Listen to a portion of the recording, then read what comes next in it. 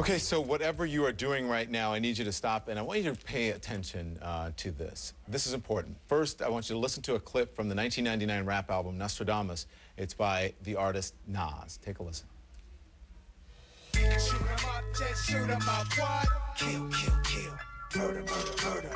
144, 245, 3 loaded clips, 4 roll, 1 drives, 500 bins, 6 reasons why this kid should die. We shooting every mother outside, let the trigger blow, 7 shots, now we lying on the ground, blood on the floor, then we shot some more.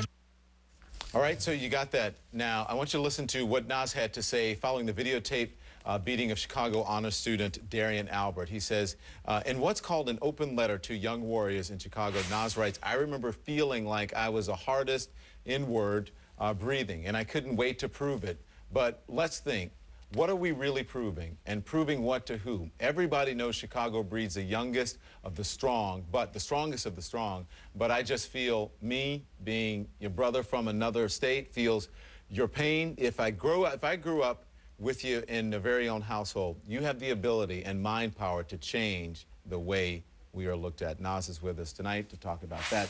You know, people talk about the lyrics, and you hear that, and you would think maybe some of the kids may think that that's glorified to do some of the things that you're doing in your songs. Do you feel any responsibility in that way? I feel it's the obvious thing for the media to kind of point out what are the most violent lyrical records that I made other than records. I made a lot of records about children, not a lot, but I made records about children, about struggle, and those are never the songs that I talked about. There's no love for those songs. There's only love, or there's only attention put on the songs where there's violence in it. But the reality is, I'm only speaking about reality. Okay, so I'll ask you again, in light of this, when you see this, do you think, let me ask you this, do you think in some way that you may change some of the lyrics that you write, or is this art, this is real? You don't think the kids are influenced by that? Never, never. You know, music comes from life. I write about what I see, I write about what I lived, I write about what I see other people live, and I use a little bit of imagination to talk to them. Do you think it influences the violence at all? No, not at all. Why not? Because violence was here. This is the law of the land.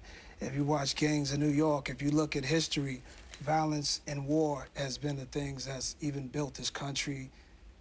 I mean, a rap song in the 21st century influencing violence is a joke. Mm-hmm. We spoke to the mom, Darian Albert's mom, and she heard about what you did. We actually told her about what you did and what some other folks are. Do we have the soundbite where we talked to her? She said she didn't think anybody cared. And so she was surprised that people really cared, and especially people in the entertainment industry. But she did say, she did believe that some of the influence, some of what influenced the young people to act the way they did was popular culture, movies, rap, and what have you. You don't think that she's right in that sense? Absolutely. I mean, when you look at Scarface, you look at Goodfellas and Godfather, even though they're telling you about the truth and talking about real situations, those movies are inspiring. But in this day and age, in the 21st century, we seen Feds magazine, we saw American Gangster on BET, we know the ending of the story, and I'm just like, I'm bugging out that kids don't really realize it's a new day, it's a new time. So then how do you get across to them? Is it, do you compose new music in your next album or other artists to talk to those kids directly about that? So what's your solution as an entertainer? The good die young, man, and I'm always going to talk about that in my music. In my music, I'm talking about kids, and I'm talking about what I've been through.